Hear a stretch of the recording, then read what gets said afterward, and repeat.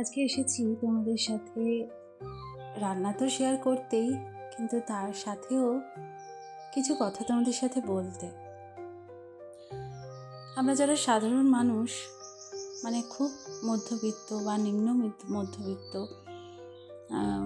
আমাদের মধ্যে খুব হিসেব করে চলাটা আমরা খুব ভালো বুঝতে পারি এবং সেভাবে চলার চেষ্টা করি। ওই জন্য করোনা আবহাওয়ার সময় আমাদের মতো সাধারণ মানুষের সমস্যাটা অনেক কম হয়েছিল হয়তো।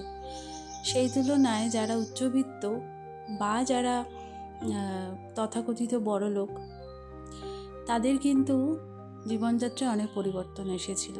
তার কারণ তারা প্রত্যেকটা মুহূর্ত সকাল থেকে রাত অবধি তাদের যে দৈনন্দিন জীবনযাত্রা, তাদের যে জীবনের চলার পথ এবং অভ্যাস, সবটাই কিন্তু একটু আলাদা। তো তাদের জন্য খুব সমস্যা হয়েছিল। কিন্তু আমরা যারা সাধারণ মানুষ, আমাদের কিন্তু কোনো অসুবিধে হয়নি। হ্যাঁ, হয়তো রোজগারের দিকটা একটু অসুবিধে হয়ে গেছিলো, এবং যারা দিন মজুর খাটেন বা যারা বলে ওই নো ওয়ার্ক নো পে, সেরকম মানুষদের খুবই অসুবিধে হয়েছিল, এটা ঠিকই কথা। তার জন্য কিছু মানুষও এগিয়ে এসেছিলেন, এটা তো আমাদের কাছে অস্বীকার করার নয়।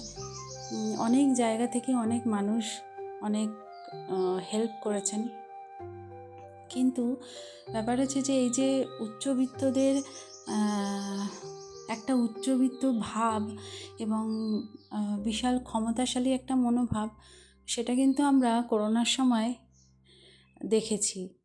মানে তাদের এই প্রতিপত্তি বা এই জীবনযাত্রা নিয়ে তাদের যে একটা গর্ববোধ বা অহংকারবোধ, সেটা কিন্তু কিছু হলেও সেই সময় একটু কমে গেছিল।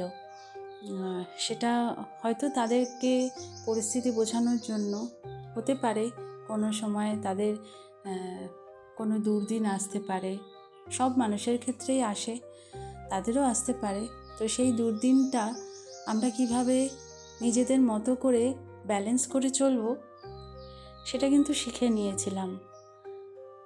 বিশেষ করে যারা উচ্চবিত্ত মানুষ, তারা কিন্তু খুব ভালোভাবে শিখে নিয়েছিলেন।